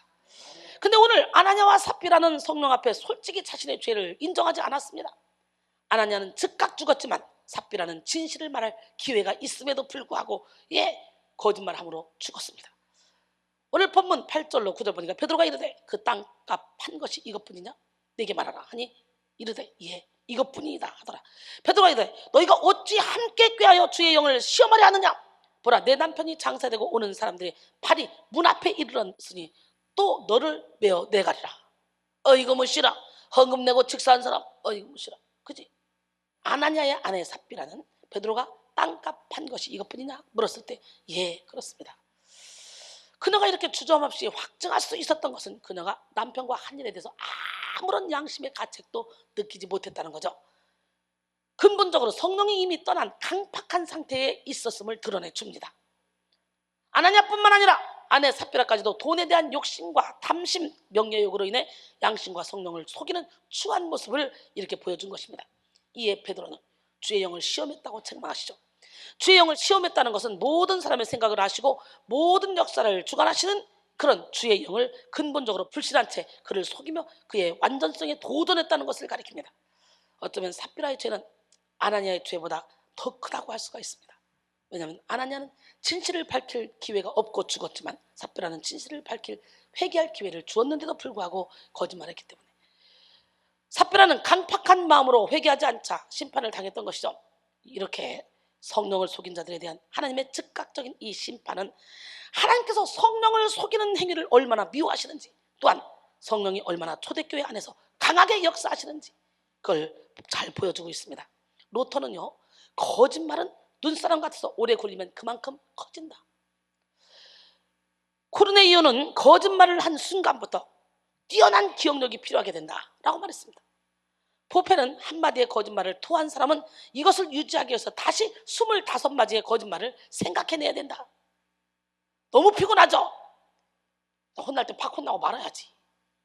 25마디의 거짓말을 생각해내려면 머리 엄청 아프고, 거짓말하면 나도 모르게 진실이 나올까봐 항상 조심해야 되고, 얼마나 피곤합니까? 겉과 속이 같은 삶을 살아봐. 얼마나 인생이 행복한 줄 알아요? 제가 이렇게 행복할 수가 없습니다. 가시옷을 싹 다 벗어버려, 가면을 벗어버려, 있는 그대로 하나님께 나가요. 우리 교회는 어떤 환자가 와도 쟤 그랬던 사람이야, 쟤 그랬던 사람이, 그게 아니라 그랬던 사람이 고침받으면 쟤 하나님이 그랬던 사람인데 쟤를 하나님 이렇게 고쳐서 정말 멋있지. 그래서 막 칭찬해주고 사랑해주고 VIP 만들어줍니다. 간증시켜주고. 누구 하나 정죄하고 손가락질하는 사람 없어요. 여기 어떤 환자가 와도 누구 하나 정죄하고 손가락질하지 않아요. 하나님은 그런 사람을 위해서 오셨다는 것을 하나님의 마음을 알기 때문에 건강한 자에게는 의원이 있을 때 없고 병든 자에게 의원이 있을 때 있다는 자. 그러니 내가 병들었다. 그러면 여기 오면 VIP야. 스스로 위축되지 마. 스스로 사단에게 속지 마. 여기는 그런 환자가 1번이야, 1번. 할렐루야.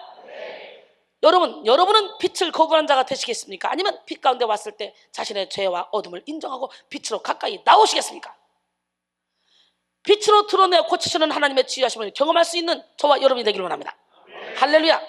요한복음 1장 4절 이하에 보니까 그 안에 생명이 있었으니, 말씀 위에 육신되어서 오신 주님, 그 주님 안에 생명이 있었으니 이 생명은 사람들의 빛이라. 빛이 어둠의 빛이 돼 어둠은 그 빛을 깨닫지 못하더라.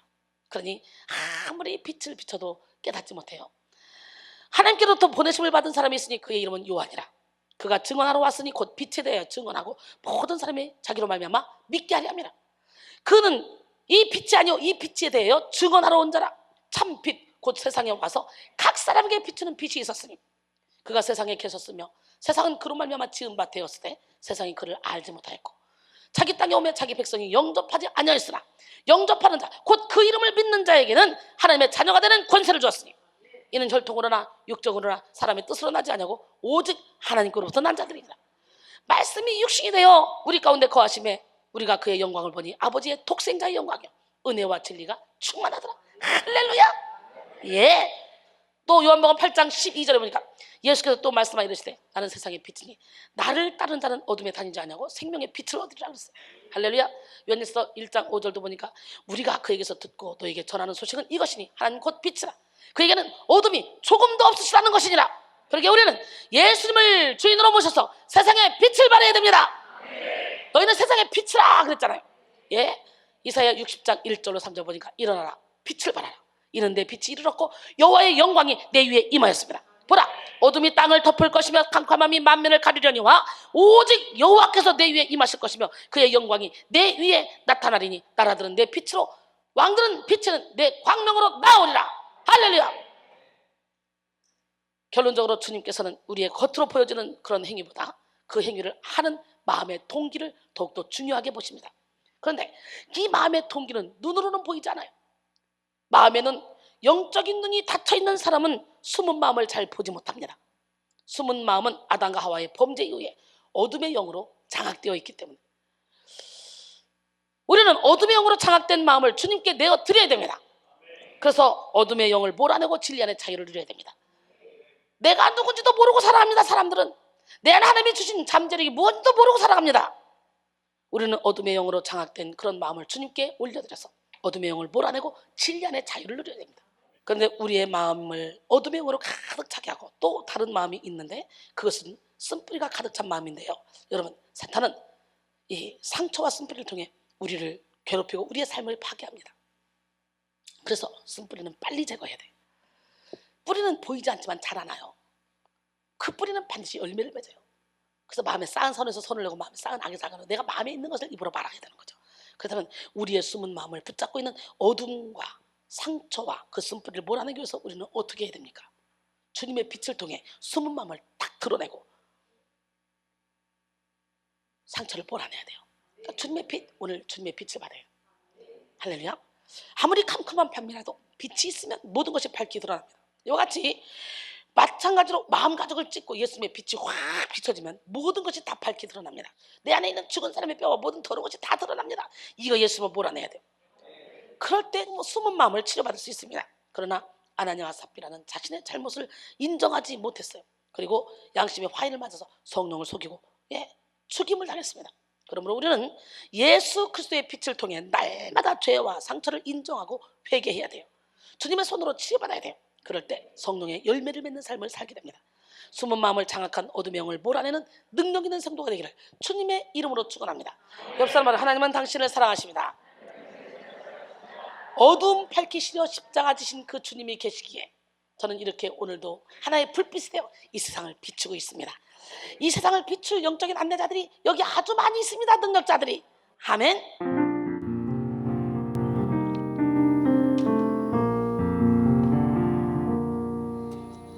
어둠 밝히시려 십자가 지신 주님이 계시기에 나 이렇게 조그만 불빛이 되어 이 세상 비추렵니다. 나의 길 가로막는 사람들이 있어 나에게 실망 주지만 오히려 그들 위해 기도할래요. 주님이 계시기에 세상의 사랑이 메말라가도 나만은 사랑할래요. 어려운 이웃을 돌아보면서 주님을 섬길래요. 미움과 욕심을 십자가에 묻고 하늘의 미랄이 되어 모두를 사랑하며 살고 싶어요. 주님이 계시기에 세상의 사랑이 메말라가도 나만은 사랑할래요. 어려운 이웃을 돌아보면서 주님을 섬길래요. 미움과 욕심을 십자가에 묻고 하늘의 미랄이 되어 모두를 사랑하며 살고 싶어요.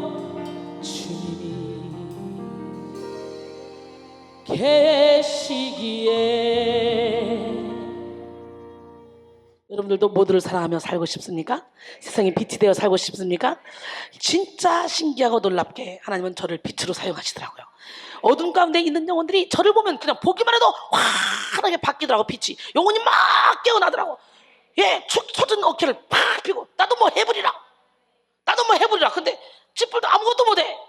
근데 해보리라. 그런데 해줘요 또. 와, 신기한다. 내게 능력 주시는 줄 알아서 나는 모든 것을 할 수 있느니라. 아멘. 빛의 사자들, 그 빛의 사자를 불렀는데 바로 여러분이 빛의 사자야. 아멘. 빛의 사자들이여 어서 가서 어둠을 물리치고 주의 진리 모르는 백성에게 복음의 빛 비춰라 빛의 사자들이여 복음의 빛 비춰라 죄로 물든 밤 밝게 비춰라 빛의 사자들이여 한 번 더 빛의 사자들이여 어서 가서 어둠을 물리치고 주의 진리 모르는 백성에게 복음의 빛 비춰라 빛의 사자들이여 복음의 빛 비춰라 죄로 얻은 밤 밝게 비춰라 빛의 사자들이여 한 번 더 빛의 사자들이여 어서 가서 어둠을 물리치고 주의 진리 모르는 백성에게 복음의 빛 비춰라 빛의 사자들이여 복음의 빛 비춰라 죄로 얻은 밤 밝게 비춰라 빛의 사자들이여 아멘 선한 사역 위하여 힘을 내라 주 함께 하시겠네 주의 크신 사랑을 전파하며 복음의 빛 비춰라 빛의 사자들이여 복음의 빛 비춰라 죄로 얻은 밤 밝게 비춰라 빛의 사자들이여 주님 부탁하신 말 순종하여 이 진리 전파하라 산을 넘고 물 건너 힘을 다해 복음의 빛 비춰라 빛의 사자들이여 복음의 빛 비춰라 죄로 얻은 밤 밝게 비춰라 빛의 사자들이여 동서남북 어디나 다 끝까지 주님만 의지하고 눈 어두워 못 보는 백성에게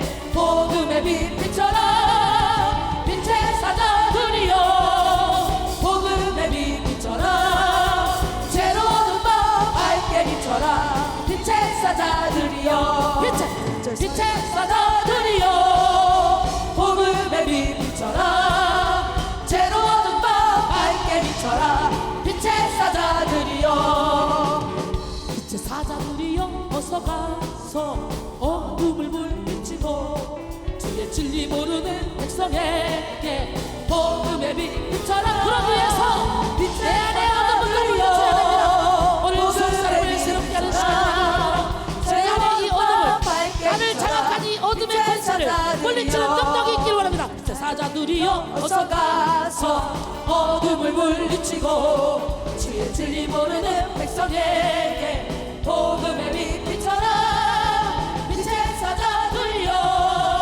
복음의 빛 비춰라 죄로 얻은 밤 밝게 비춰라 빛의